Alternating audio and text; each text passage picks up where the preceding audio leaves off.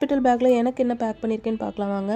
2 set feeding dress, அது போக வீட்டுக்கு போட்டு வரக்கு ஒரு feeding kurti, 2 set inner wear, ஒரு பாத் டவல், அதுக்கப்புறம் மெட்டர்னிட்டி பேட், நார்மல் பேட் ரெண்டுமே வச்சுருக்கிறேன். அப்புறம் 2 செட்டு சாக்ஸு, வாட்டர் பாட்டில், என்னோடய மெடிக்கல் ஃபைல், என்னோடய ஃபோன் சார்ஜர், அப்புறம் இந்த நிப்பிள் க்ரீம், பேசிக்காக தேவையான டாய்லெட்டரி கிட்ஸ்லாம் வச்சுருக்கிறேன். இங்கே குவைத்தை பொறுத்தளவில் நார்மல் சி செக்ஷன் எதுனாலுமே 2 to 3 days வரைக்கும் தான் ஹாஸ்பிட்டலில் வைப்பாங்க. இது மட்டும் இல்லாமல் எனக்கு வீடு வந்து ரொம்ப பக்கத்தில் தான், 5 minutes ட்ராவல் தான். அதனால் எக்ஸ்ட்ரா எதுவும் தேவைப்பட்டேன்னா வீட்டிலருந்தே எடுத்துக்கிடலாம். அதனால் இப்போது பேக் பண்ணியிருக்கிறது எனக்கு தாராளம் தான். ஃப்ரெண்ட்ஸ் யாராவது குவைத்தில் டெலிவரி பார்க்க போகிறாங்கன்னா அவங்களுக்கு இந்த வீடியோவை ஷேர் பண்ணுங்கள், கண்டிப்பாக யூஸ்ஃபுல்லாக இருக்கும்.